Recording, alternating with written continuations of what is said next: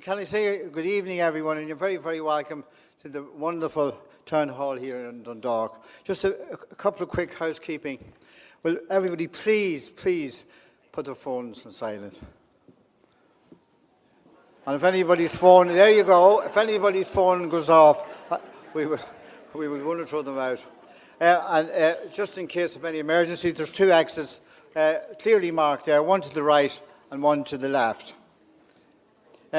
We in the Old Dundalk Society are very pleased to introduce you to our first lecture in our autumn series, Up the Hill, the Townland of Dowdallshill. Up the Hill will be presented this evening by Frank O'Callaghan, a former resident himself of Dowdallshill. Frank is a member of the Society and has previously delivered lectures on our behalf, to great acclaim, I must add, which the lectures included his wonderful lecture on McArdle Moor Brewery, and of course his now legendary presentation, Park Street Dundalk, Its People and Its History. The video taken that night has already received over 700 views on the YouTube video channel. So well done, Frank, on that.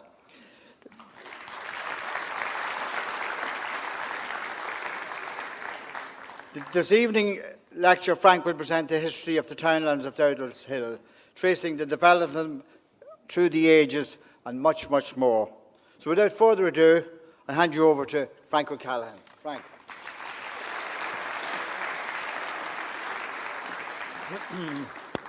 Thank you, Mr. President, for your kind words and your introduction.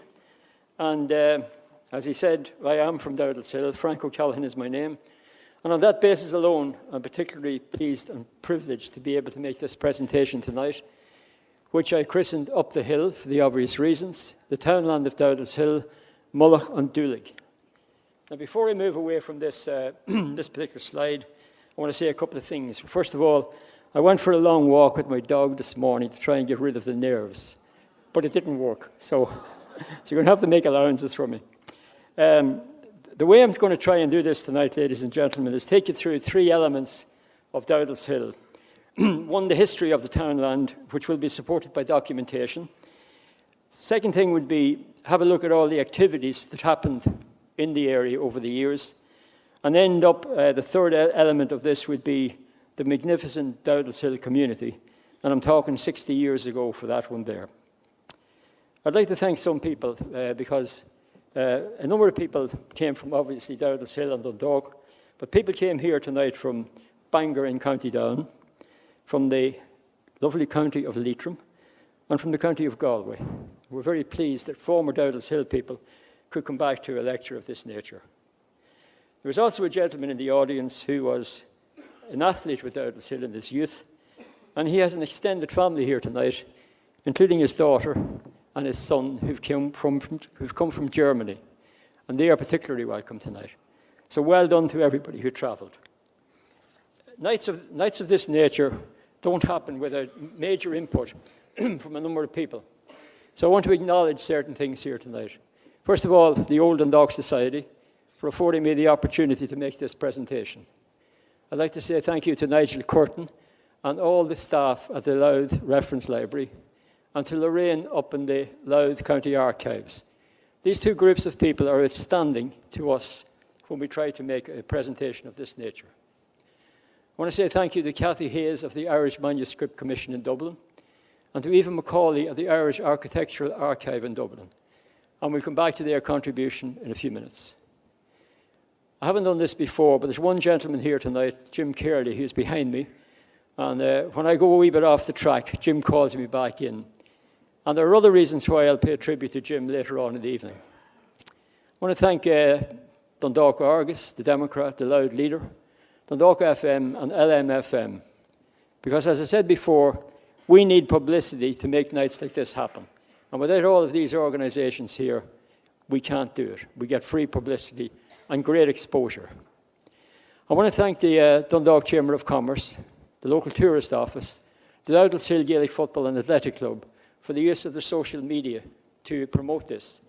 And obviously the first two groups up here also supported us on the social media side. I want to say thank you to Barry MacDonald from Creative Spark. He allowed us to do our dummy run on this, and that was necessary. and to a lady by the name of Anne-Marie McKeown, who works in the planning office next door here. She gave me some very interesting information. And particularly here to Anton, Paul, to Gary, to Mary Claire, and to Zoe. These people know what we do and why we do it, and they're more than generous to us in every aspect of the word. And finally, but not least, to all of the people of Dowdallshill who made very significant contributions to tonight's event. And we hope we don't disappoint you. So, I'm going to start off by talking about the Dowdall deeds and explain what the Dowdall deeds are. And what I would suggest here is don't complicate the word Dowdall with Dowdallshill. There may not be a relation at all. So I'll just read you some information on the Dowdall deeds before I go into the screen here. The Dowdall deeds are records of all the deeds held by the Dowdall family in County Louth and County Meath from the beginning of the 13th century through to the 17th century. The property holding in this period, in these areas, was very considerable. The Dowdall deeds were presented to the National Library of Ireland in 1929 by Mr. Blundell from Liverpool, who was a representative of the Dowdall family. The Dowdall deeds were published by the Irish Manuscripts Commission in 1960, and it records all of the deeds held by the Dowdall family. I understand that there are as many as 700 plus dated Dowdall deeds and much more information in the manuscript. I'd like to read you something now, which is a short extract from the introduction of the Dowdall deeds in this manuscript here. It reads, in the 17th century, the two townlands of Dundalk and the commons of Dundalk included the modern denominations of Ballynahatton, Lisdoo, South Marsh, Moorland, Glebe, and Dowdallshill, to name but a few. So there's the first record of Dowdallshill existing more than 800 years ago. This here is a copy of the Irish manuscripts, which I had access to because there is a copy of this in the Louth Reference Library, and it's tremendous reading. You could actually make a presentation tonight alone on all of this sort of thing here, but that would be too much. This element of the slide here I got from Lorraine up in the Louth Archives. And this relates to Dowdall deeds back in 1538, in 1600, in 1661, and 1689, and the map dated 1777. And all of these deeds here refer to Dowdallshill. So let's have a look at what these deeds actually say. I'm not going to read all of this out here. And don't let me go off the slide without coming back to the right-hand corner up here. This deed here, dated 1538, refer to that word there. Will I try and describe it? Maybe. Haggy Moore's Aggie is the best pronunciation I can get of that. And what it says there is Haggy Moore's Aggie, or whatever, called Dowdallshill. So that's suggesting that that was a name given to Dowdallshill. But I had somebody much more knowledgeable than I look at it, and what the person said is the possibility is it's just a description of the area that was Dowdallshill. It's not a place name. And he could make reasons, because of the make-up of the word, to suggest that that was the place across the water, which might make a little bit of sense, because Dowdallshill is across the river or it's across the bay. But anyway, this deed here refers to that amount, 10 acres in Dowdallshill, and this here, a half an acre in Dowdallshill. This deed here, dated 1600, 8 acres in Dowdallshill, and a parcel of land at Dowdallshill. Now, you'll see the word Dowdallshill is spelled in different ways sometimes. This deed here is quite interesting. And among other things, it says a parcel of 35 houses and tenements and 35 gardens and backsides. Sorry about the word backsides. And an old castle called Dowdall's Castle, which was actually in Church Street. And it just shows the amount of land and property that was in the ownership of the Dowdall family. And the last one I have here, going back to 1689, I think it is, 10 acres of land in Dowdallshill. Let me go back up to this here, because that's a photograph I took a couple of weeks ago. And it's the new development on the right-hand side of the graveyard as you look at it, or just before you get to the graveyard. And the name of the place is Dowdall Crescent. So what I did about that is I went into the planning office and I asked Anne-Marie McKeown, who was very helpful to me, and my thanks to her, and she explained that the process for naming a new residential development is based on the developer submitting 3 names for consideration to the planning office. These names are then reviewed by what is called the Place Name Committee, and there is a very detailed criteria by which a name is selected. So there's 3 bases on which the names can be based. First of all, names already in use in the area, like for instance, Dowdallshill Crescent, Dowdallshill Villas, Dowdallshill Road, something associated with the existing word. The other way it can come is that other names can be based on historical detail. And third way is just names picked out of the air, which have nothing to do with the area at all. On this occasion, in relation to this name here, it is felt that the name submitted was based on the area and not history. On the other hand, covered in all eventualities here, one of the names submitted for this development here on the Newry Road in Dowdallshill was Dowdall's Crescent. Now that could suggest that the developer knew something about the existence of Dowdall's deeds, and he offered the name Dowdall's Crescent. But the name that was eventually selected for that was Dowdall Crescent. Here's a map here that I mentioned a moment ago. It relates back to the year 1777. I don't know that because of all those letters, but I did actually check them out, and it is 1777. And all I could do was take a few photographs of the map, and this piece up here is very interesting because you can see here, it's hard for me to read it, but it relates to the Shire of Dowdallshill, which suggests that way back in the day, we know that the English counties are called shires, that Louth was actually called a shire. I only put that up there to show the shire bit and the date. And then I took a photograph of this portion of the map here, and it's very interesting. It shows the town, it shows things like Parliament Square down the quay, and the point, and the road, the big bridge here, and the Armagh Road, and the Dowdallshill Newry Road, and the Racecourse Road. But the interesting thing here is what it says there. It says Dowdall's Hill in 2 separate words. So I blew that up here, and there on that map, dated 1777, are the words Dowdall's Hill. So there's another issue where Dowdall's Hill goes way back. I then took a look at Griffith's valuation from 1854. And before I get to what's on the screen, Griffith's valuation was the first full-scale valuation of property in Ireland.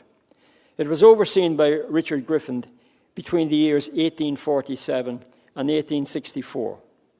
And note to the right, this map here. This is a map of the townland of Dowdallshill.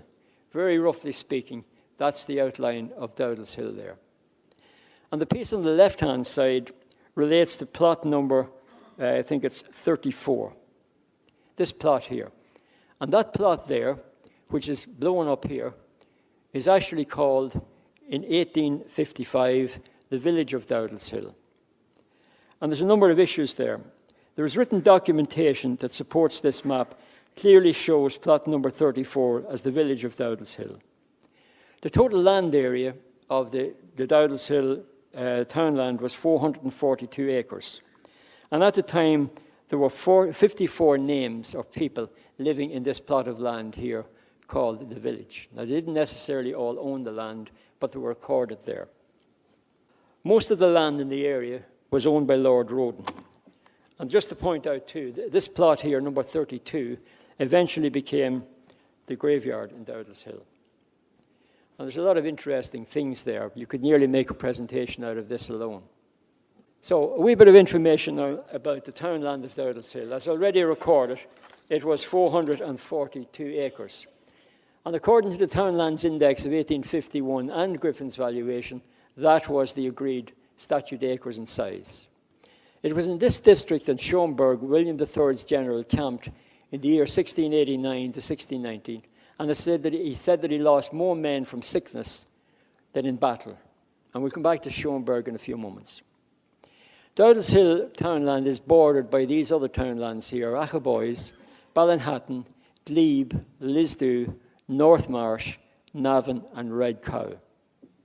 Nationwide, at the time of all this evaluation, Dowdallshill was recorded as the 13,695th largest townland that was known about in Ireland, which makes us very small, actually. Within County Louth, it was the 129th largest townland. And the source of all this information is not my brain. It's the genealogical study of Dowdallshill, the Townlands Index of 1851, and Griffith's valuation. Now, a little word here about the history of the Dowdallshill population. On the slide on the left-hand side, you can see here, and these are all authenticated numbers. In 1841, the population was just over 900, with 130 dwellings. When we get down to the two censuses of 1901 and 1911, the population had gone down below 400, and the dwellings somewhere between 85 and 90. Now, here's a few details here. The effects of the famine reached Dundalk in 1846. And at that time then, there was a 35 or 36% reduction in the population of Dowdallshill over the 50-year period from 1841 to 1891. The national average was about 42%. So Dowdallshill's reduction was basically in line with national average. And at the same time in 1847, the workhouse was extended to receive almost 1,000 people.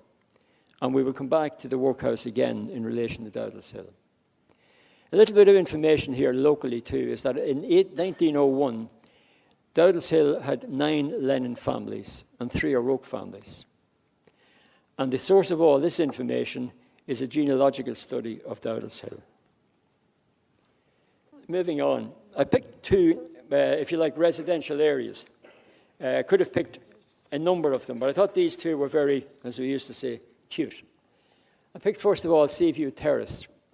And in 1908, there was a thing called the Dundalk Household Record. And it showed at the time 10 families living in Seaview Terrace. You'll recognize, the Dowdallshill people will recognize some of them.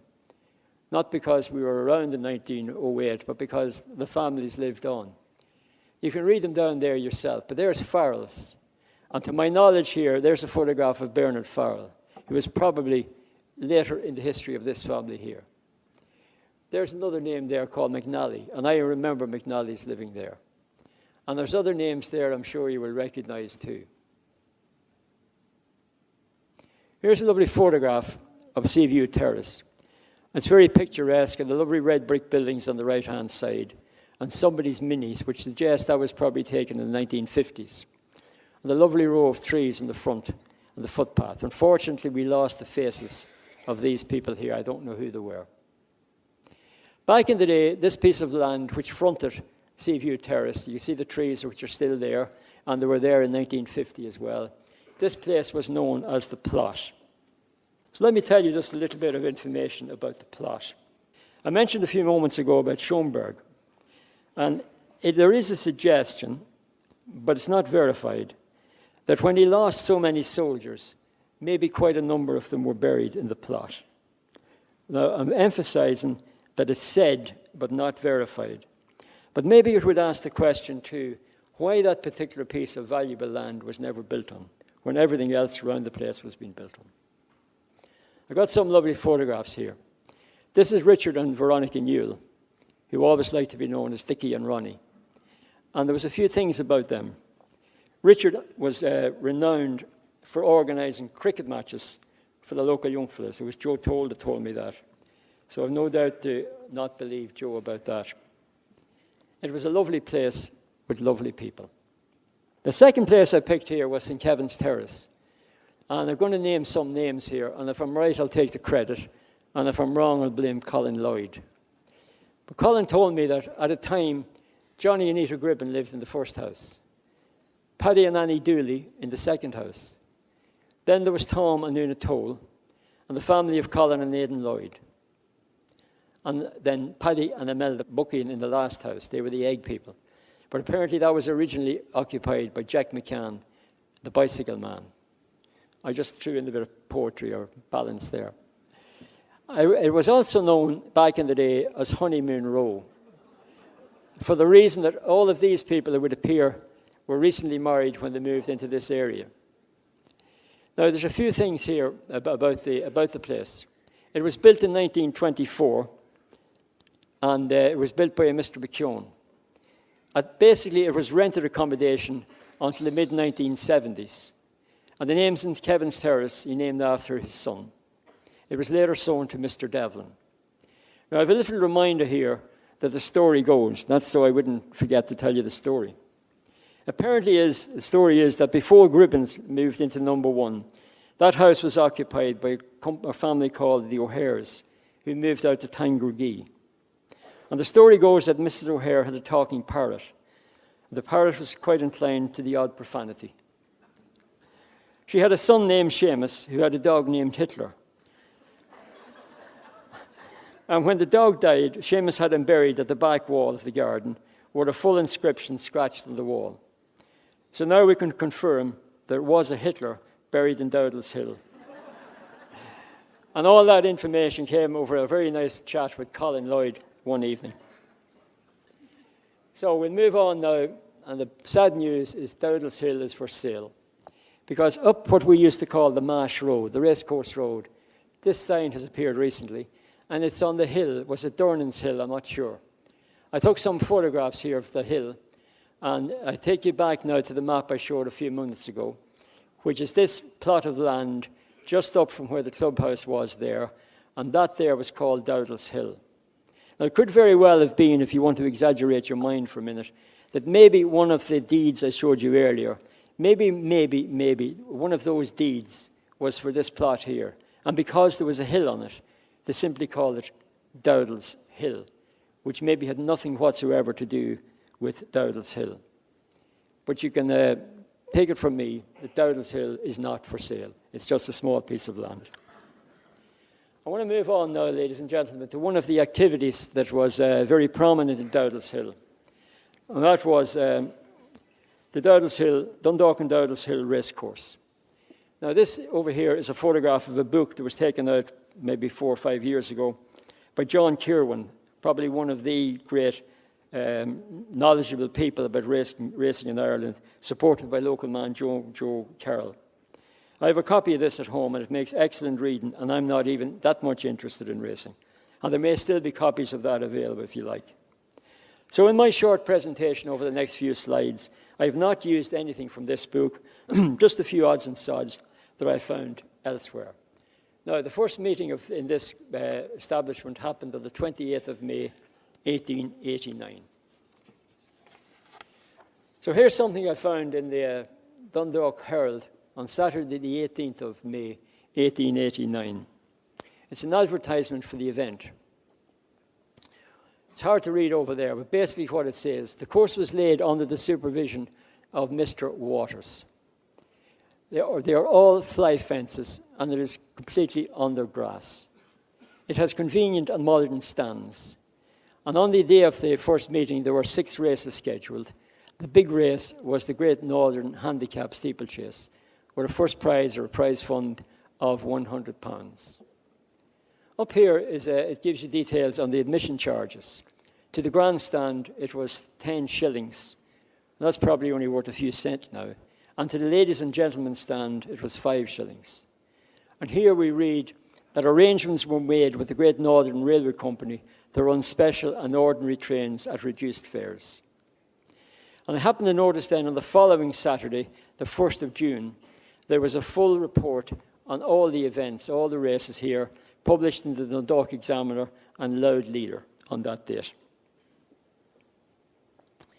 Also in the days leading up to the event, I found these 3 sketches, which I think are brilliant actually. And these were in the Dundalk Herald in the week prior to the event. Here's a hand sketch here of the race course. And it shows you here where I've arrowed the steeplechase course and the flat course. I actually remember running around here as an athlete in my days around that race course when I was still there. There's the old Newry Road, which is now the bypass. And here's the Mash Road, or the Racecourse Road, on which this premises was built.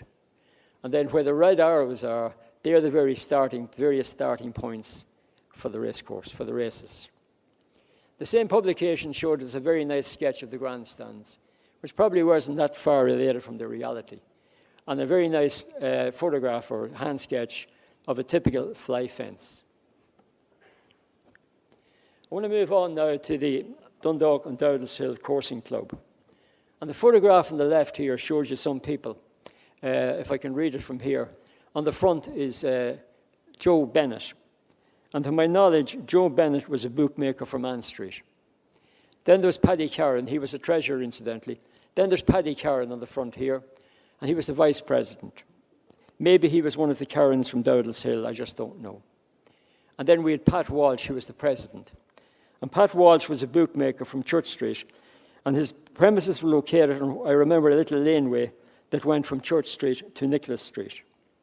And the last gentleman here is Mr. John McGill. I said he was from Bridge Street. Somebody with more knowledge than me said, perhaps not. So I'll bow to the more knowledge.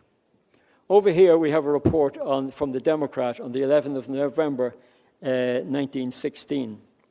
And it gives details of the first meeting that would be held of the coursing club on Thursday, the 23rd of November, 1916. It would be held at the racecourse Dundalk by the kind permission of Mr. McDowell of the Racecourse Committee. And it was expected that most of the leading shops and businesses in the town would close at 12 noon on the day to allow people to attend the event. I'm going to talk for a moment about the Corn Cuchulainn. This is the Corn Cuchulainn. A few pieces of information here. It's only a personal opinion, but I think that must be one of the most highly decorated trophies in Irish sport. It's a fabulous piece of work to see. It was purchased, to the best of my knowledge, by two gentlemen, Mr. Michael Carley and Mr. Coffey. It cost something of the order of £300 way back in 1948. And it was bought from the jewellers Weir's in Grafton Street in Dublin. And it was put on display in the window of back houses in Clonbrassil Street in the period leading up to the event. The reason it was purchased is that it replaced the McAlinden Cup, which had been won for the previous 3 consecutive years, so therefore fell into the ownership of the winner. A little bit of information here. The winner, according to some of these documents here, of the Corn Cuchulainn in 1948 would receive £300 first prize. The runner-up would receive £100, 2 dogs £35, and 4 dogs £10, and a bumper attendance was expected. As it happened, the first winner of the event was Mr. P. Hanna's Red Chair Express. I found these lovely photographs. Now, I'm sure most of you will have seen these before. This one over here is entitled Members of the Dundalk and Dowdallshill Coursing Club in 1954. And there's a lot of people in here that some of us would know. There's Michael Carley Sr. at the back. Here's Paddy Murphy. Here's Michael Carley Jr. Another Paddy Carroll we know.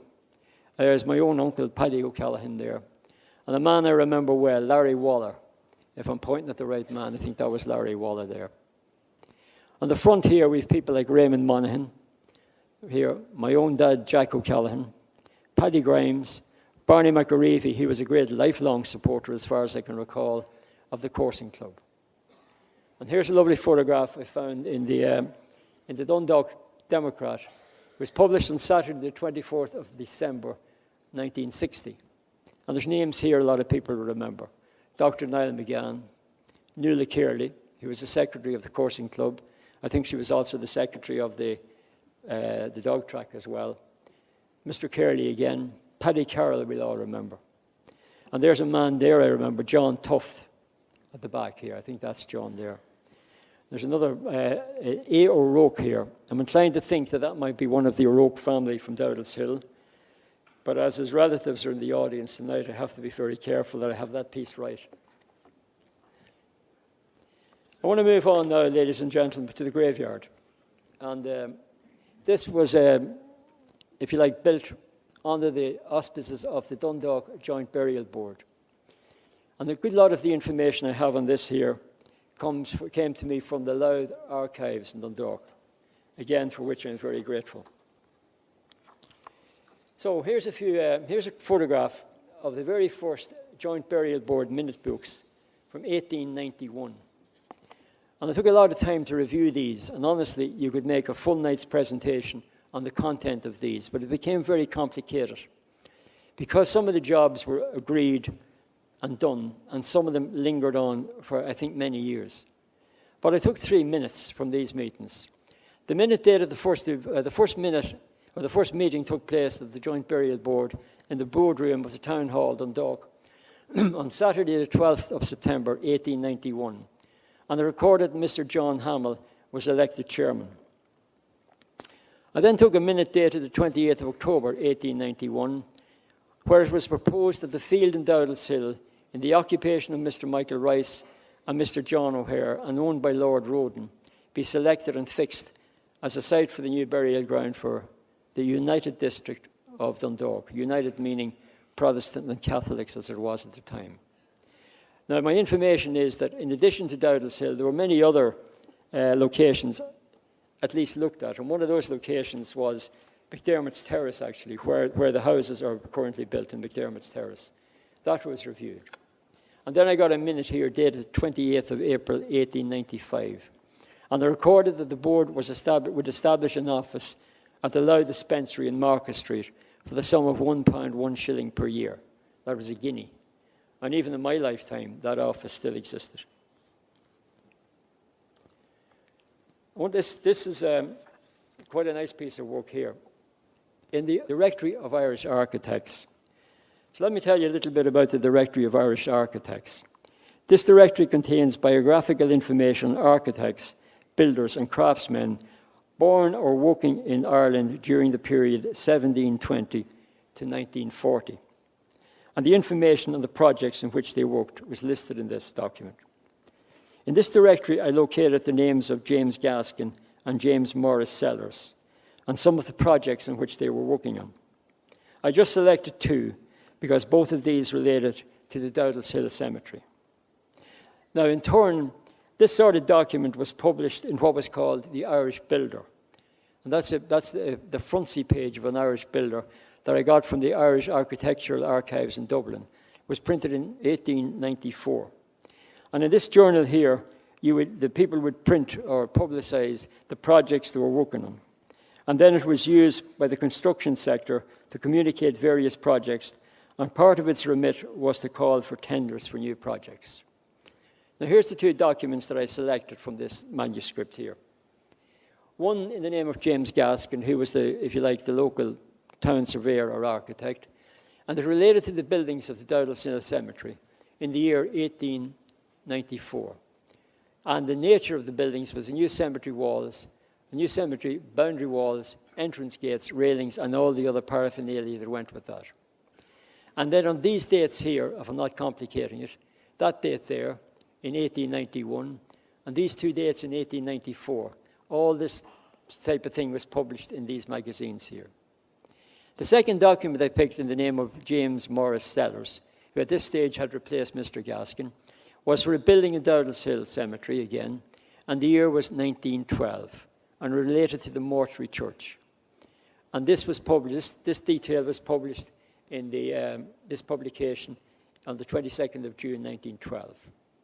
So now I'm going to take you a little bit deeper into both of these documentations here. The first document that I referred to here was the building of the boundary walls, the entrance gates, etc. And this was published in the Irish Builder on the 1st of May, 1891. Now, you don't have to read all that. I'll give you the main points of it. In essence, this was a report into the necessity and the establishment, or the necessity for the establishment of a new cemetery in Dundalk, managed by the Joint Burial Board.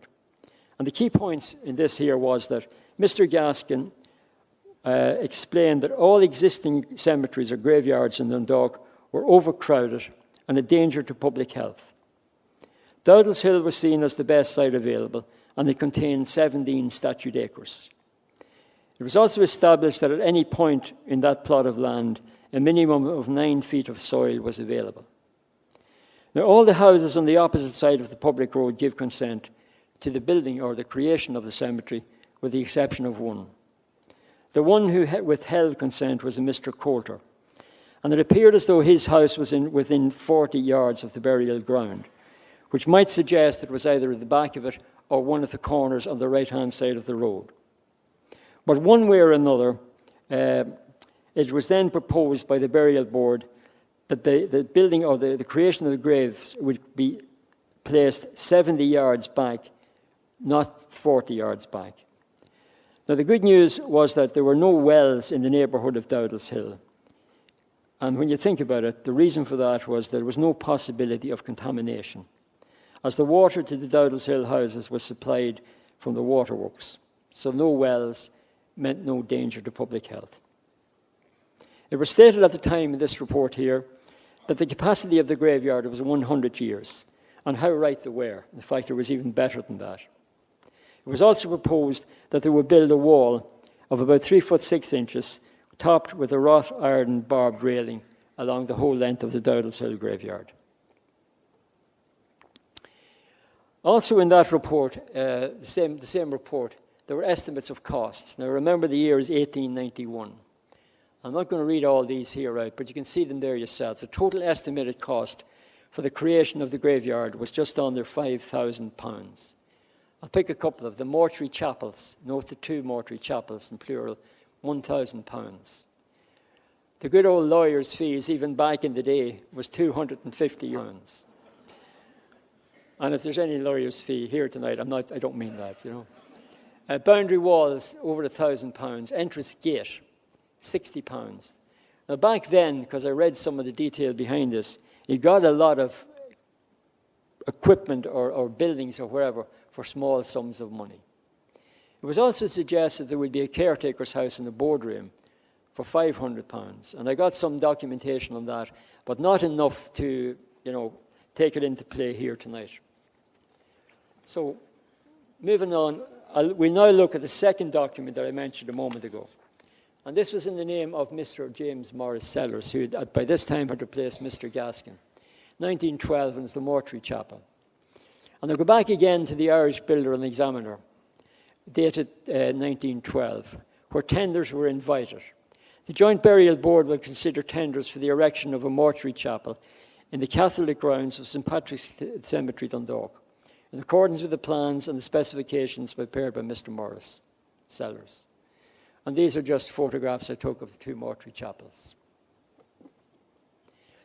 So then, at a later time, I found in the minutes of the Dundalk Joint Burial Board on the 23rd of July, 1912, that the board had accepted the tender from Mr. James McAdory from Seatown Place, Dundalk, for the building of a mortuary chapel for the sum of £1,159.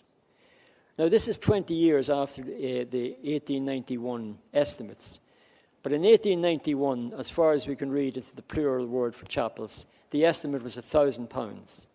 And in 20 years, it had gone up to over £1,159 for one chapel. Also, the minutes of the Joint Burial Board on the 25th of November 1913 recorded that the work of the mortuary chapel was progressing very satisfactorily and that the building would soon be opened. So you can take it that most likely the building was opened, the Catholic mortuary chapel, in 1914. So that's an awful long time ago, and it still looks in great shape. Now, this is Mr. James McAdory. And I want to tell you that Mr. McAdory also built, to the best of my knowledge, the Redemptorist Church in 1879. He built most of what became the old racecourse, Dundalk and Dowdallshill racecourse. He built the stands and he created the track and all that sort of stuff. And he built St. Oliver's Plunkett Church in Blackrock in about 1824. He died in 1928 and he's buried in Bridgerquin Chapel. Or Bridgerquin Church, no, Bridgerquin Graveyard, not the chapel, sorry. I want to move away from the physicality, if you like, of the graveyard and talk about the religious aspect. The place was actually consecrated on Sunday, the 13th of October, 1895. On the occasion, St. Patrick's Choir celebrated, there was High Mass, and the choir from St. Patrick's was in attendance, as was a large gathering of people. Now, here's some information here. It says that I'm telling you now that by this time, there were already 7 people buried in the graveyard, and 2 in the Catholic graveyard and 2 in the Protestant graveyard. So that's 6 months after the first person was buried. So yes, people were buried in the graveyard prior to its consecration. And I want to read out loud this portion here, which is the last paragraph of that report. And this report was in the Democrat on Saturday the 19th of October of that year. This here reads, "It may be mentioned that a small plot of the southern boundary was exempt from consecration. The plot is set apart for the burial of unbaptized children and persons who, by the prescription of the Roman ritual, are refused the right to burial." So that was what we used to call in Dowdallshill, I think, the angel's plot. I'm going to give you some information now about people buried there, and I'm going to tell you how I know this information. It's not all through my great research. There's better than I at this. So the first person to be buried in Dowdallshill in the 2 graveyards. Now, most people from Dowdallshill would actually know, because they live there, that a Mr. Michael O'Callaghan was the first person buried in Dowdallshill Catholic plot. No relation of mine. And in the Protestant plot, George Sheriff Thompson. So, this is a wonderful story. The first person buried in the Catholic graveyard was Michael O'Callaghan. He died in April 1895, and present was his death was his wife, Elizabeth.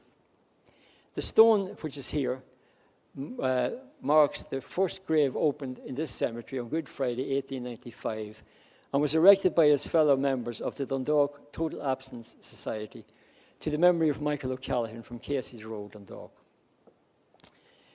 Now, Casey's Row, as far as my knowledge is where I think my good friend over here, Jerry Gover, lives, De La Salle Terrace, and just across from that. But you see, this piece of information didn't satisfy me, because this is what caught my imagination. Here, where you had a photograph that I took on Pattern Weekend, somebody was placing flowers in the grave, which I thought was a wonderful thing when it goes that far, when it's that long ago. And I did make every effort to find out some of these people here. I was on Dundalk FM the other day, and I actually said, if there's anybody listening to the programme who is related to that man, I would be delighted to meet them and give them some information about these people here. Because this is a very incredible gentleman. He worked on the lighthouses, some of the biggest, most important lighthouses in Ireland. And he married his wife, Elizabeth Morgan, in County Down in 1867. And some of their families, their children, were born at the various lighthouses.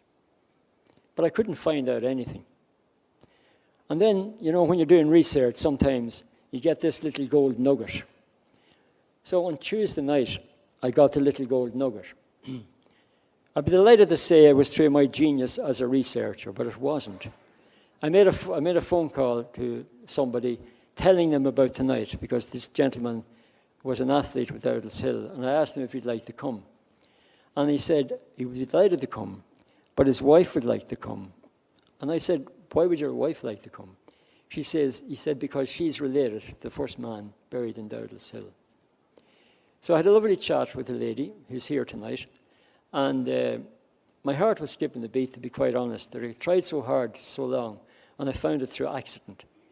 And I'm now going to sit down with the family in the next few days and share a lot of information that I have way back in the day on that family there, and I'm delighted to do it.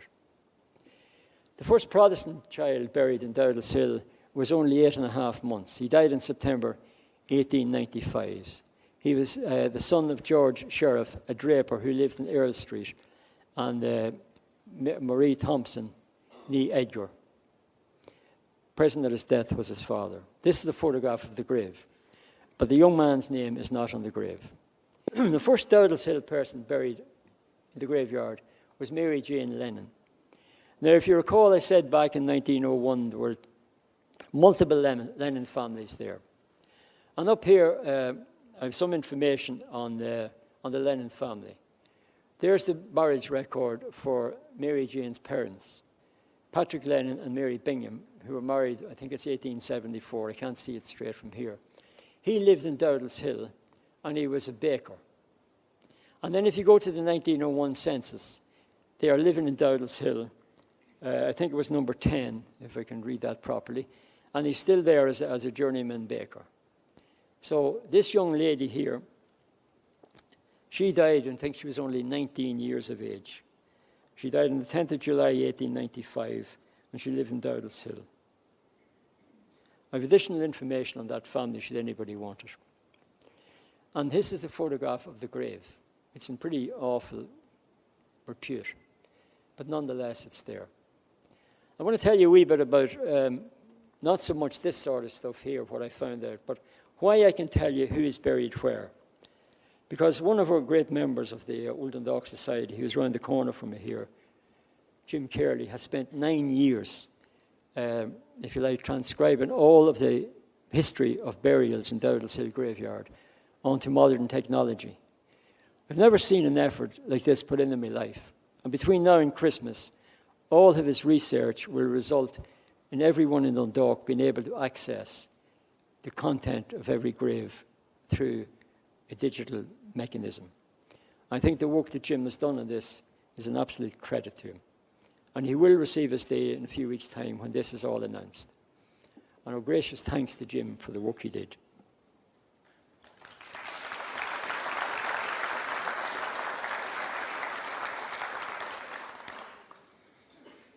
I let on that round of applause was for Jim and not for me.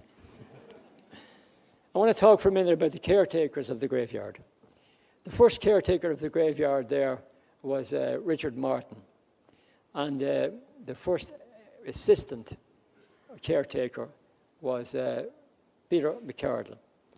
Now, these two gentlemen here, in accordance with the minutes of the Dundalk Joint Burial Board on the 27th of July, 1909, were appointed. When in actual fact, that's a wrong word by me. They were elected on a vote.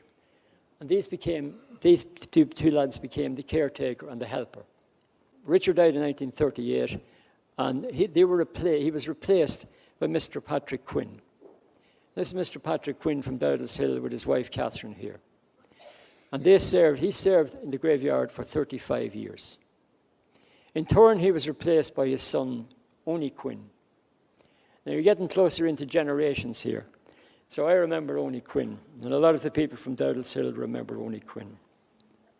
I'm going to tell you a few stories now about the graveyard and Oni Quinn. You see, you're getting back into a time now where we were all young people in Dowdallshill. And the graveyard to us wasn't so much a graveyard as our playground. So when Oni would lock the gates at night time or at the weekends, we'd climb over and play in the graveyard. Now, everything I'm about to tell you, I say with the greatest respect. All we did was play football. I think one of the lads had the bicycle and we flew around with the bicycle, which probably meant we were going slow. Or we had conkers from the chestnut trees, we played conkers. But the problem was, if Oni came back on the scene and you were playing in the graveyard, you had to be able to run like Holy Be Jesus, excuse the expression. Because if Oni caught you, you'd probably get the best kick in the pants you were ever likely to get. I want to tell you a story too about Pattern Sunday, Pattern Weekend. Back when we were all children, the Pattern Sunday activity in the graveyard started 2 weeks in advance. So on the Monday, 2 weeks, you would see people, men coming out on the bicycles from Dundalk, as we called it, not the town.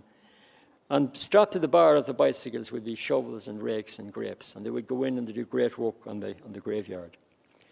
And then as the 2 weeks passed and you were on the eve of Pattern Sunday, the women of Dundalk mostly would come out on the prams. And the prams would be full of two things, children and flowers. And they'd call at our houses and ask for water for the flowers, which they always got. And then on the Sunday morning, all the ceremonial things would take place. But the big occasion only happened for us guys on the Sunday night when the graveyard was closed up. And no, we didn't steal flowers. What we did was we went in and we judged the graves for beauty. And we honestly did. And I remember there'd nearly be an argument over what was first, second, and third. But we nominated graves first, second, and third, and we even highly commend it. But we never did any damage. And you see this here, the entrance to the graveyard. Well, that wasn't really the entrance to the graveyard. People just thought it was. When the gates closed at night time in the summer months, that was our football pitch. And this little pillar here was a goal, and this little pillar here was the other goal. And we would play with a tennis ball there, 3, 4, 5 aside for hours on end.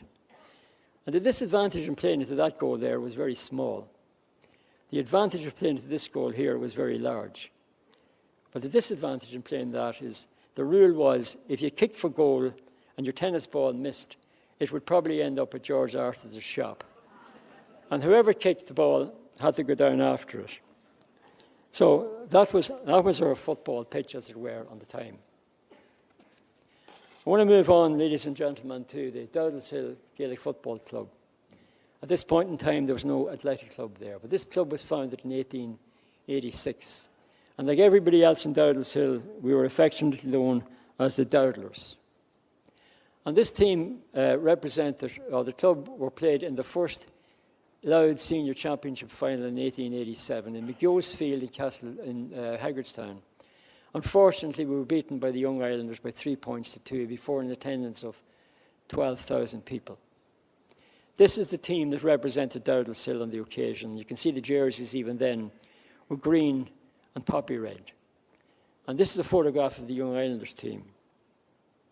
Now, as a Dowdaller, you might find it strange that I would put up a photograph of the Young Islanders team. There's 2 reasons for that. One, I didn't have a photograph of the Dowdallshill team. And secondly, that the man third in there was a guy called Pat Morgan. And Pat Morgan was my great-grandfather. And he played with the Young Islanders in the first All-Ireland final, where they lost to the Limerick team. Pat lived with his wife, Mary Ann, and a family of 13 children in a place called North Marsh. And if any of you remember, they were the wee small houses that fronted what was called the Slabland back in the day. So my great-grandfather lived there, and my grandfather then obviously became my father's father, and then the rest of us came from that.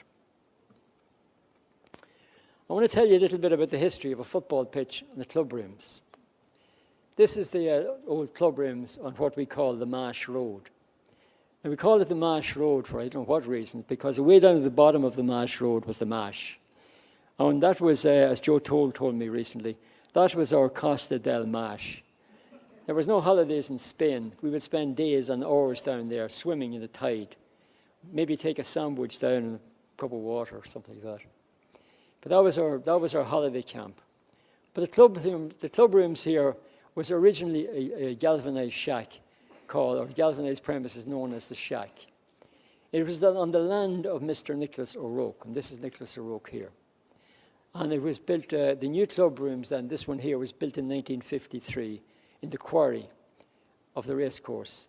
Permission granted by Rose Ellen O'Rourke, as I understand these things. And this is Rose Ellen O'Rourke here, the husband of Nicholas.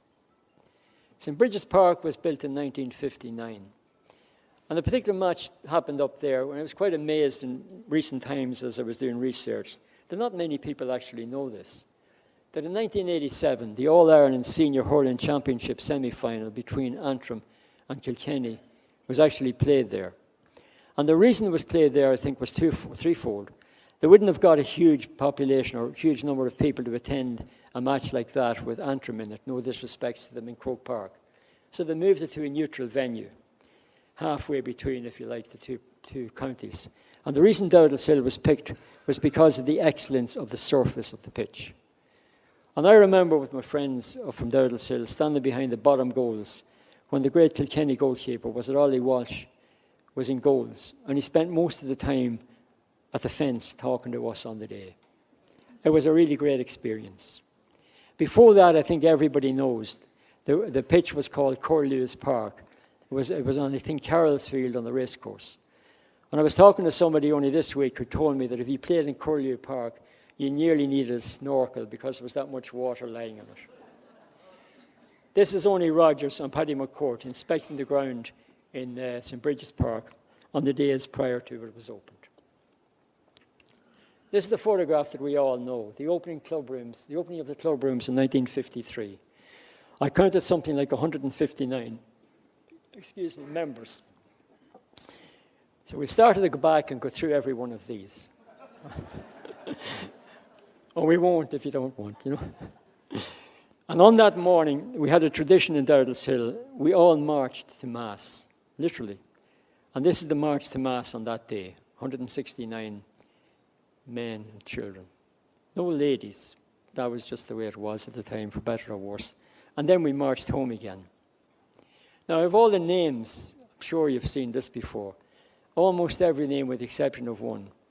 And if you look there, no matter where you look, you'll see people and names that you know, like Gribbons, like Tiernans, like Rogers, like Murphys, like Grants, like McCourts, all Dowdallshill people, Tommy Fitzpatrick, all Dowdallshill people, and more. McNally's, the McNally's I mentioned from Seaview Terrace a few moments ago. I'm going to go into some photographs now of the Gaelic Club and then the Athletic Club, and I can't read out all these names here, I'll be here all night. But there's the Junior Championship winners of 1951. And there's a whole lot of names here that's worthwhile. There's Mulligan, and I know his son played there after him. There's Willie Kenny and Frank Kenny, the brothers. And then we had Arthur Boyle and Pat Boyle, brothers. And here was Jack Lynch from the Lynch family on the Doylesfort Road. And we'll come back to them in a few minutes. Here's a photograph here of a minor team in the mid-1960s. And I can pick out one or two. Peter Tiernan's there, the captain. My own brother Sean is there. I see Richie Barry there. And this team was managed by two great Dowdallshill people. Jimmy O'Hanlon over here on the left and Jerry Lennon on the right. And we'll go back to Jerry later on. Here's a great photograph here of one of the really great teams in Dowdallshill. They won the Christy Bellew Cup in 1970, and I don't mind reading these names out. At the back here was Sean McEnany, Jerry Lee, Paddy Duffy, Jerry Lennon, Tom McCardle, Richie Barry, Jack Curran, and John Mahon. At the front, Hugh McShane, Peter Toll, Billy Curran, who's the captain of the team, John Curran, Sean Galvin. I remember Sean from the Doylesfort Road. He was an exceptionally good footballer. Joe Mulligan, Jerry Carley. I have some nice photographs here from back in the day. And this one over here was taken 66 years ago tomorrow. This photograph was in the paper. And I'm not going to pick names, I'm going to suggest. Is that Aileen Curran? Is that Joan Curran? Is that one of the Murphy girls who is Mark Murphy's daughter?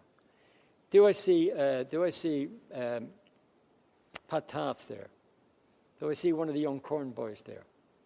Do I see Rory Hollywood there? You can pick out the names yourself because I can't be sure. And that's the great Jack Murphy.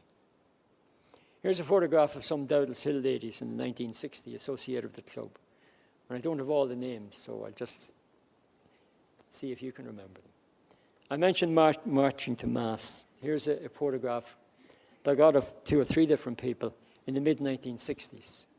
Here's Dickie Newell, Shane McKeelan, Paddy McIntyre, Billy Curtis, Oney Gribben, Friar Riley, Paddy Murphy, Billy Curran, Harry Riley, John Mahon, myself, and is that Rory Hollywood at the back again? I can't be sure of all the names, but I think I'm mostly right. The Athletic Club was formed in about 1948, and they held their first meeting in the racecourse on the 18th of July 1948. That's a photograph of, or a scan of the official program of the event. The highlight of the day was very interesting. It was a 6 miles championship of Ireland, which was won by the great athlete Martin Egan from Shanagleash Athletic Club in Galway. Equally deserving of praise was the second runner, Brian Bell, of Metropolitan Harriers in Dublin. And the third man was the great Pa Kearley from Dowdallshill. So a very large attendance was at the occasion. And the highlight of the day was the championship race that I told you about. This gentleman, Martin Egan, was renowned as an athlete in Ireland. He actually qualified to run in the 1948 Olympic Games, but because of the split in Irish athletics, it wasn't possible for him to do that. Dowdallshill athlete Pa Kearley finished third in a huge high-quality field. Here's a lovely photograph of Martin Egan in his latter days and some of the trophies he won. And here's a lovely photograph of Pa Kearley. So now I want to address the members of the Old Dundalk Society's committee, because you probably don't know, but that gentleman there is the father of Jim Kearley. Now we know where Jim got his speed and his agility from. And as it happens, these two gentlemen here, they kept in touch for the remainder of their lives and became very great friends. Just as we were setting off here tonight, before we put the lights on or off, I was handed a ticket by Anne McParland. And this is a Dowdallshill Gaelic Football and Athletic raffle ticket, number 337, for a draw that was to take place on Monday the 17th of March, 1930. It was a 10-shilling note, I think, was the prize, and the ticket was 3 pence. Anne told me to ask, when is she going to get her prize? But it's just something that's, that's nearly 100 years old, and it's still in somebody's possession. And she thought enough of the club on the occasion to bring it along here tonight. And thanks very much, Anne, because it's little things like that make all the difference.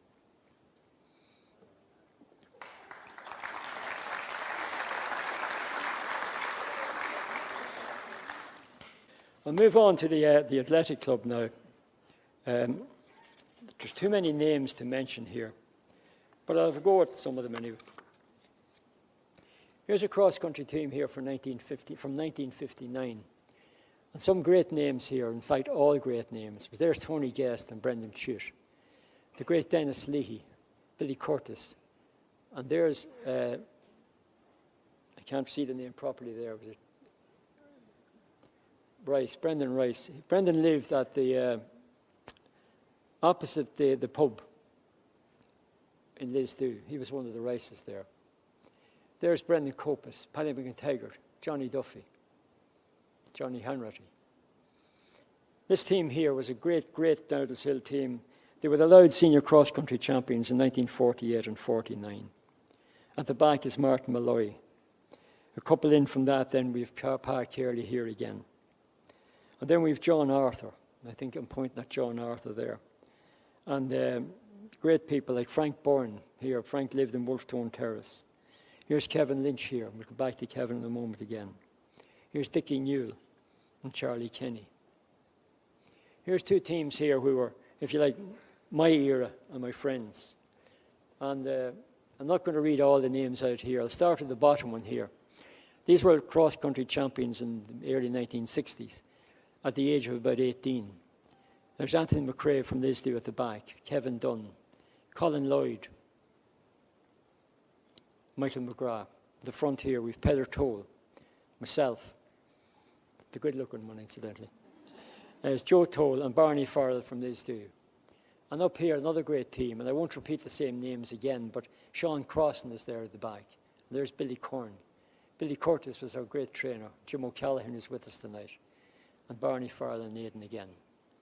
And this is what made us all friends. We soldiered together in cross-country fields and football pitches, and it was a great place. Here's more old photographs here. At the back here, we have Brian Carroll. Brian put everything he had into the athletics in Dowdallshill. Christy Guest, Hugh McShane, myself, Jerry Lennon, Michael Fearn, who died very young, unfortunately, in an industrial accident. Mick Burcrystal, that's Mick there. They had a pub down Key Street. He was a very good sprinter as well. Jim O'Callaghan, Aidan Cahill, Billy Corn and Jim Begley. Over here, another great team, going back to the mid-1980s. And Brian Carroll again, Peter Hughes, Patsy Quinn. And this gentleman here is Joe Mullen. It was Joe that I was talking to last night. And then I met his wife across the phone in relation to the grave in Dowdallshill. Jim Begley, Jerry O'Connell. Loads of lovely people here. Paul Matthews maybe is with us tonight, and Mike Sean Levels. And this here is young Ivor Mullen. This is young Ivor McKenna from Lisdoo. This team here won the Louth Junior and Novice Cross Country Championships in 1964. I won't read all the names out again except, well, there's Kieran Wynne and Brian Carroll, Jim O'Callaghan, Michael Fearn, myself in the front here. And the guest here, the little guy, the mascot, was Martin Guest and Johnny Hanratty. The team won the junior championship that year, and the only addition to that team was a gentleman by the name of Frank Cooney. Frank came up from Waterford, and you remember Frank. He was a teacher in the Christian Brothers Secondary School and went on to be the principal. We had a thing called the Duffner Cup. The Duffner Cup was a very exciting race in the club every year. It was confined to members and was sponsored by the Duffner brothers, the jewellers. And it varied in distances from 2 mile to 4 mile. And here are some of the results going down the years. The Kirk brothers, Frank Byrne, Paddy McGrory. Now, you see those two trophies over there at the corner? Pat was the winner of those trophies, and Pat's with us tonight. And as Pat is the man, I said, his extended family is here, his daughter and his grandson from Germany. So I hope your young man from Germany now appreciates just how good your grandfather was as an athlete. Philip Flynn, Billy Curran won in that year there, and Billy was only 16 years of age when he won it, plus or minus 2 days. Jim Begley, Niall McGuinness, Patsy Quinn, and John Lavery. And because the race was handicapped, these were the winners. But these were the gentlemen here who had the fastest times.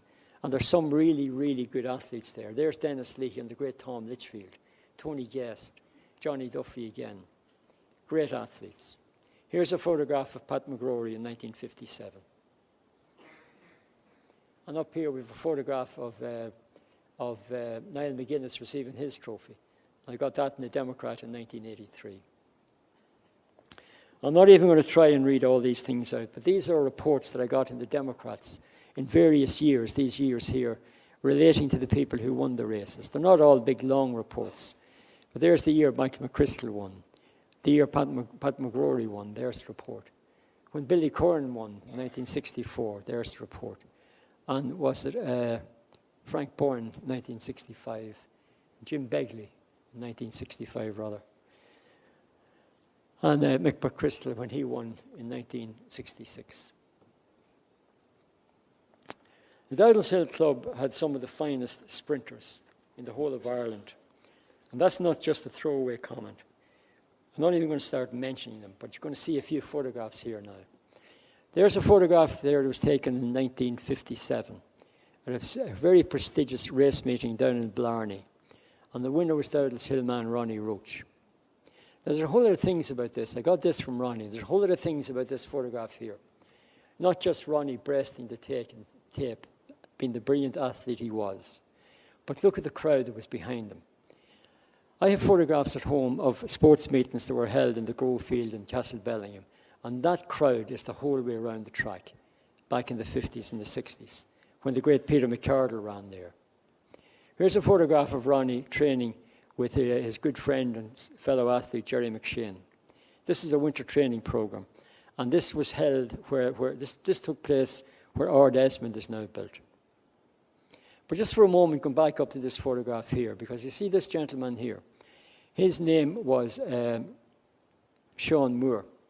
Sean finished second to Ronnie in that race. And a matter of weeks later, he played with the Cork team that was beaten by Louth in the 1957 All-Ireland final.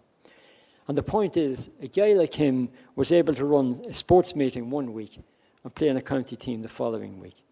That wouldn't happen now. Here's a photograph of the great Dowdallshill relay team in the 1960, when they won the 4 by 200 yards, as it was then, relay race over in Ballinasloe, I think. The team was John Common at the back. John was the sports editor of the Argus. Ronnie Roach, the great Paddy White, and Jerry McShane at the front. On the same day, the club won the 4 by 400 yards relay. And the replacement here was that Pat McKenna came in for John Common. And what you see here is very nice. The name of the club, because they couldn't get the full name of the singlets, was Hill AC. Here's a lovely thing I got from Ronnie Roach too. It's their winter training program. And this is how much these guys put into the training. There was a 7-day program with only 1 day rest. They had 2 cross-country days and a weight training day, and then 100 and 200 yard strides for the other days. I'm going to move in now to what I think personally, but it's only my opinion, was one of the great things ever done by any sports club of any denomination in Ireland. And it was the Christmas morning run to the workhouse. Now, people will tell you it started one or two different dates, but the date I have there, I got this out of the Democrat in 1962, which is a report on the 1961 run. And it reports that the athletes ran to and from Dowdallshill to the workhouse. This thing here tells you that a goat joined the race or the run at Lisdhu, ran the whole way up to the workhouse on the Ardee Road, grazed on the grass, and then ran back home. And Tommy Hanratty tells the great story, and I've heard him telling it, that he asked Tony Gribben to put a Dowdallshill jersey on the goat. I can't tell you the words that Oni used in reply, but the answer was no. Here's a lovely photograph here that was taken back in the day of some of the early runners up. And I'm not even going to try a name, but there's Tony Guest there, Peter Gilson there. You'll see a lot of the names there you'll know yourself. And this here is a lovely photograph that I got from Jerry McShane's family. And it's the first batch of the runners arriving up in the workhouse in 1961. That's Tony Gribben there, and Jerry McShane, Tommy Hanratty. Not sure about that gentleman there, but there's Joe Toll at the back, and there's there's Jerry Lennon here. Another photograph that I got from Peter McKevitt, and you can see a lot of people here that you'll know. There's Jim Begley, Vincent Duffy from the Doylesfort Road, Liam Neary, Oni Gribben, Paddy Carraher. Is that one of the young Corn guys who might be with us tonight? And a photograph from 1964, but they're basically the same names, so I'm not going to go through all them again. Here's some photographs from the early days of the run. I see Paddy Duffy there. And this gentleman here, his name was Willie Leahy, and he was reputed to be 99 years of age at the time. And here's myself and a couple of other lads, Jerry Costigan and Andy Larrissy, with wee Georgie 40 coats. Now, in conjunction with Dundalk FM, I made a radio documentary about this occasion some years ago, where we recorded everything that happened up in, at that time, St. Oliver's. But I interviewed 3 people, and I got their reaction to their views and the memories of the early morning runs, the earlier runs to the workhouse on the Ardee Road. You'll hear the voice of Jerry McShane, followed by Dickie Newell. But first, let's hear what Paddy White had to say about the occasion.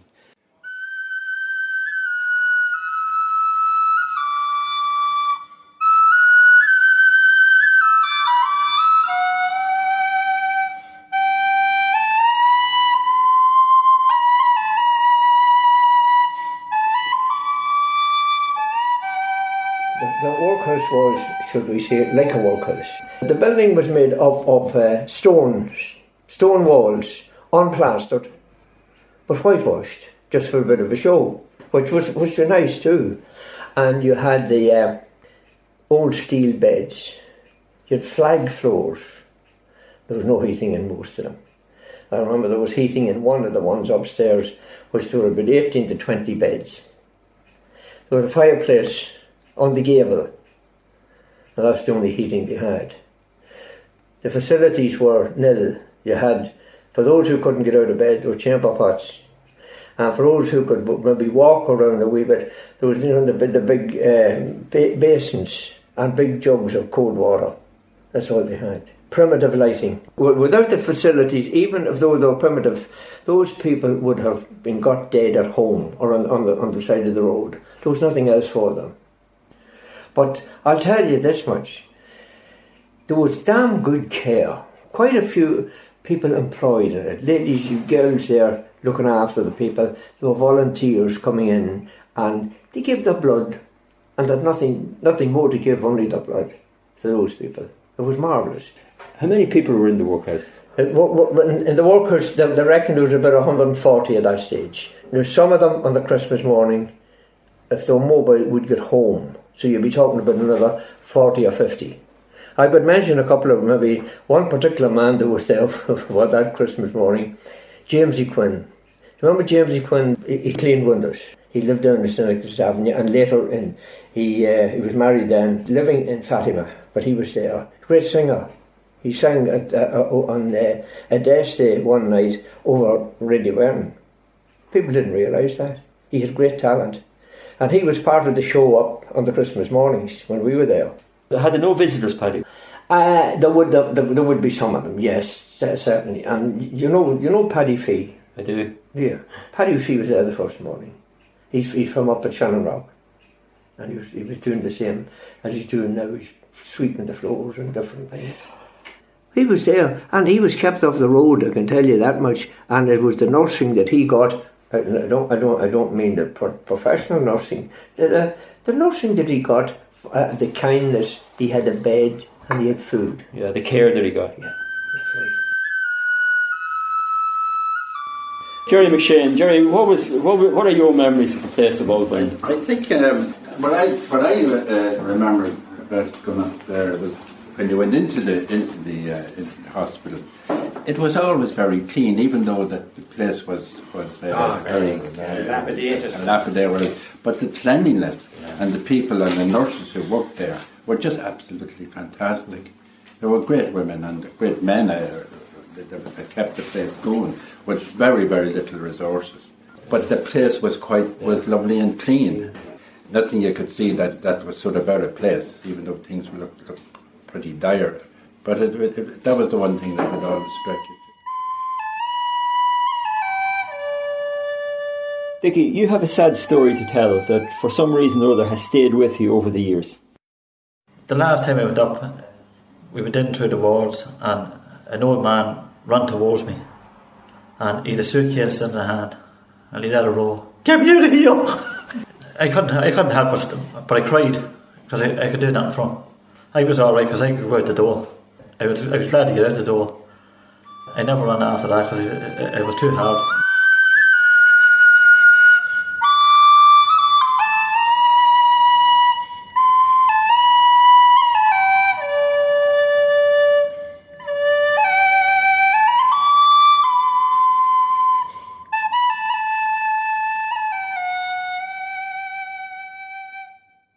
Maybe I said this already, but I often felt that the Dowdallshill Club never really got the credit that they deserved for the services they offered to the people who were in the old workhouse at the time. So well done to them over the years. And I also want to mention that we all ran up there and we were doing great work in our own minds, and we were. But we never realised that there was another side to the coin, the memories that we would take away, and the effect that it would have on us as people, all of the people. And you've just heard what Paddy and Jerry and Dickie, which was said by a whole lot of the people who went up, the effect it had on them and the memories they had. And I'll tell you, they were different. Before I leave that slide, I want to mention Dundalk FM here, because you can't beat a local radio station like this, who they have all this archive now away, and it's there. This sort of stuff is there for generations to come, and they're to be applauded for the work to do for the local community.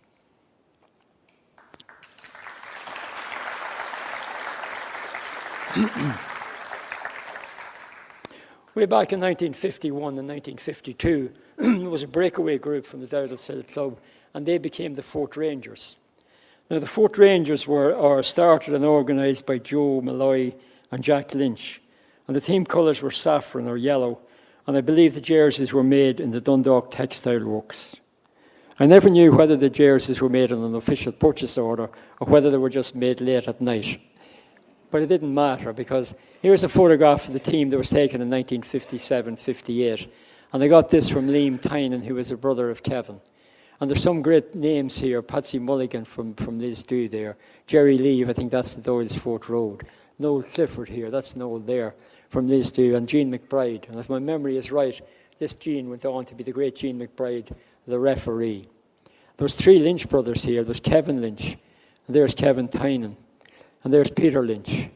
And that was a great team too. But the other thing that caught my eye was that I found in the Dundalk Democrat, I think it was, here, 1952, stating that tomorrow, Sunday, the Louth Senior Cross Country Championship would take place, and it named some of the teams competing. Not just Dowdallshill and Mount Pleasant, but Fort Rangers. So all the teams back in the day, or quite a few of them, had athletic aspects to it, or cross-country aspects. Here's the Fort Rangers team, and it contained brothers, Hanratty brothers, and Kevin Lynch and Jack Lynch and Peter Lynch and other people. Here's the Dowdallshill team, Billy Curtis, the great Pat Carley, Peter Reid, Andy Laracy, Brian Kirk, and the Mount Pleasant team. And they recognise the two names here, the Rogan brothers. That's Jimmy, who was a good friend of mine for many years to come. Now, the bad news for Dowdallshill on the day was that Mount Pleasant filled the first 7 places in the race. But the significant thing about the cross-country race, for those of you who remember it, that race was run over 8 miles, had a course that contained 4 stone walls, 7 dikes and 2 river crossings. Now, if an All-Ireland senior cross-country race was being run at the moment, it would be on a ground something similar to the Dundalk Institute of Technology. It wouldn't really be a cross-country race at all. I want to finish the session here, ladies and gentlemen, by going back into the community and for a few slides. Some of these stories are happy, some of them are sad. We'll start with a sad story. These here are 2 gentlemen called Thomas Lennon, that's Thomas there, and he was born in 1902 at Dowdallshill, Dundalk. His parents there were married in 1890. Here's the young man here when he was 7 years of age, and he was living at 54 Dowdallshill. This is James Melia, and James was born in Camp Street, Dundalk, in the same year. Now, these 2 lads were executed on the 22nd of January, as most of you will know, in 1923, in the military barracks, Dundalk. And also executed at the same time was Jim Ferguson from Giles's Quay. The bodies of the 3 lads were only handed over to their families in October 1924 for burial. And the Dundalk Democrat reported here on the following week after the burial that the St. Patrick's Cemetery in Dundalk on Thursday last was the scene of the most extraordinary occurrence to which Dundalk has ever been treated. Extraordinary graveyard scenes were recorded. Gunfire was heard. Military and civilians blazed away over the dead bodies. And these are the people after whom Lennon and Melia Terrace was named. I want to talk to you for a moment about a gentleman named Turlough Rogers. Now, this is Turlough Rogers here. And if you can read that there, it's a little difficult from where I'm standing. But this was a report on the young man's life as a cyclist. So who was Turlough Rogers? Well, he was a son of Thomas and Mary Rogers nee Kearley. He was a grandson of Michael and Patricia Kearley nee Costigan. He was born in California in 1960. And Mary and Thomas had 4 children, including Turlough and Gavin and Dara and Elv. He was one of the best US road race cyclists. He won a bronze medal in the 1978 Junior World Championships time trial. He represented the United States of America at the 1984 Olympic Games in Los Angeles, where he finished 6th in the road race, which was a remarkable achievement, 3 places off an Olympic medal. And in the years after the Games, he represented the United States throughout America and the United States as a professional cyclist. And he was the son of a Dowdallshill lady. That's Mary Kearley there. Little did we know that we had an Olympian in our midst. I decided that for tonight I would pick the name of a friend. Not a friend just to me, the person, but a friend to all the lads in Dowdallshill. I had multiple choice. I could have picked many, many people. The one I chose was Jerry Lennon. And I just wanted to highlight that Jerry was not just a friend of mine, but a friend to everybody. I'll tell you a story about Jerry. On Bonfire Day, way back years ago, it was a Sunday morning, we all met at the Marsh Corner, and traditionally we'd have a bonfire. This year we had no preparation, no tires. We didn't know what to do. Will we not? Jerry took a piece of paper out of his pocket, tore it up and put it in the middle of the road and said, "Now let's get to work." I checked, it wasn't a £5 note or anything of that nature. Later that night, we had our annual bonfire, thanks to the effort of Jerry. Another little story about Jerry. He and I used to walk from Dowdallshill every other Sunday to Oriel Park to watch the town play, and we'd walk home. We weren't supposed to do that because at the time there was a thing called Rule 27, the ban. But Jerry was the son of Andrew Lennon, the tinsmith, and Kathleen Lennon. He was an ESB employee. He died in Naas General Hospital in 2006 after attending a football match with Jerry Kearley. He was only 62 years of age. He was a great goalkeeper with Dowdallshill and a very nice gentleman. Here's the 1901 census for his dad, who lived at number 13, Dowdallshill, Dundalk. I'm getting towards the end now, and I just have some memories here for you. Here's a lovely photograph of Tommy Fitzpatrick. These are all Dowdallshill people or contributors to Dowdallshill. Here's Jemmy Byrne and his tractor. And some of you will remember that Jemmy had a vegetable round on a Friday and a Saturday in Dowdallshill. Here's the excellent Harold O'Sullivan. Yeah, Harold was not a Dowdallshill man, but he was the first joint secretary of the Old Dundalk Society back in 1964, was it? We celebrated our 60th anniversary yesterday. Now, the things that people like myself and others in the society do now, we wouldn't lace the boots of that man there, because he produced so many documents with such knowledge that he's a credit to everything associated with the society. Here's a lovely photograph of Oney and Atty Rogers. Over there we have Tommy Duffy. Tommy trained all the good cross-country teams and football teams. And you see that thing around his neck, the tea towel. I think he was born with that there, actually. Here's a lovely photograph of Paddy and Elizabeth Tiernan, Peter's mum and dad. Of Fintan McQuaid, a great athlete.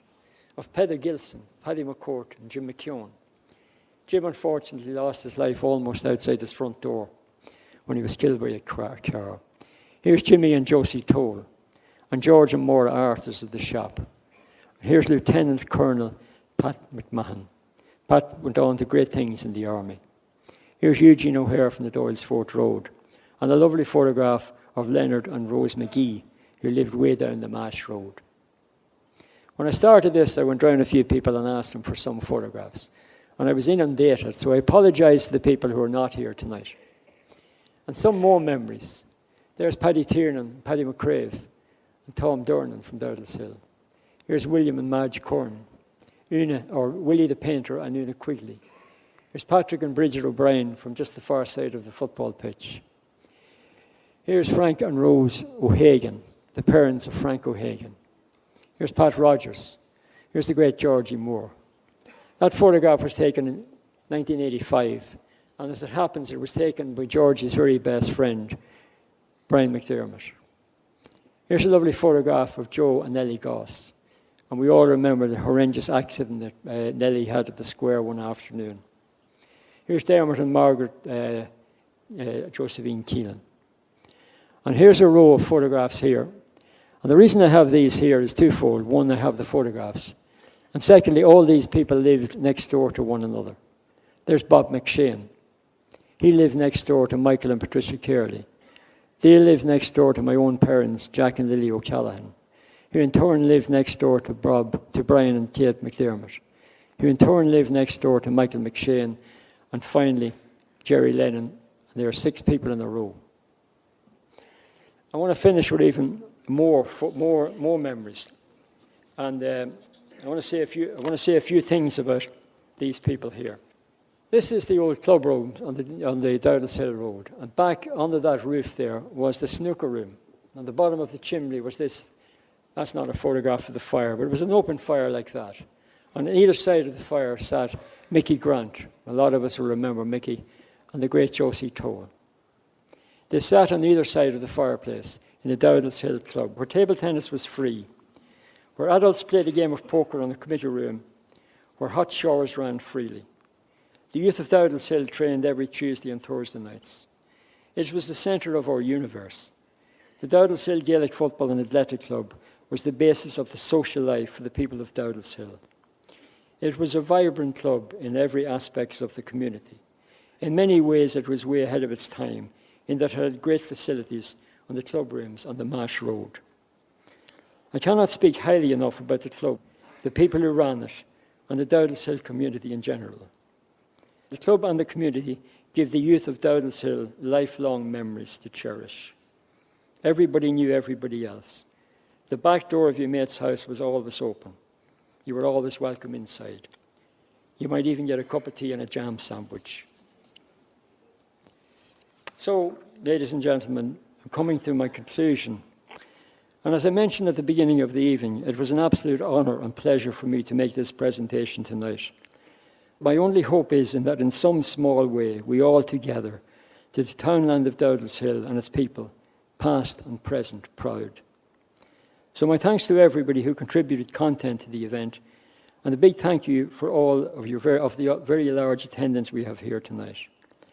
And with the assistance of the Dundalk FM, it is hoped that tonight's presentation will be available on YouTube in the coming weeks. And now I would like to hand back to the President of the Old Dundalk Society, Mr. Michael Gaynor. Thank you.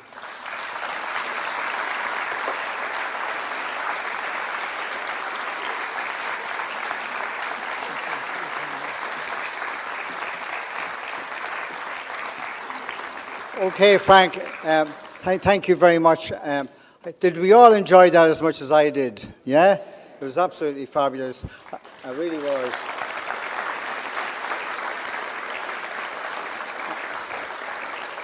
And I certainly can say, no doubt, that it's brought back some wonderful memories to so many of you in the audience tonight. I think some sad, but some wonderful memories of the community of Dowdallshill. I want to thank Frank for the wonderful presentation here this evening. And it's meticulously researched into the whole Dowdallshill area. It's been absolutely wonderful. I think Frank gave us a very personal insight into his own life in Dowdallshill.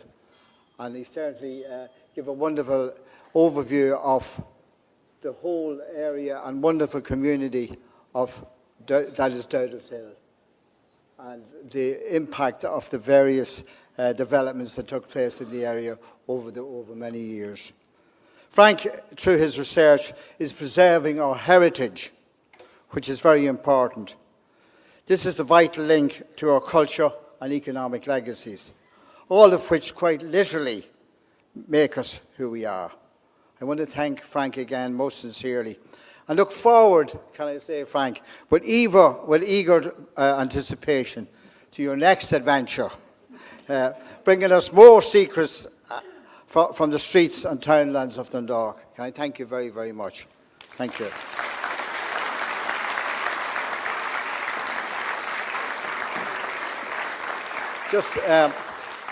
Just finally, a word. People are wondering what the two very large 60 balloons are doing out in the foyer here this evening.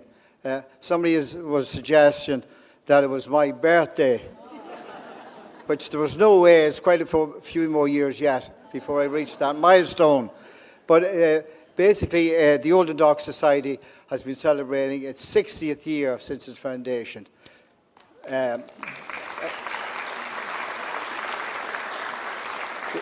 The society was founded in this very hall on the 23rd of October 1964, which was yesterday.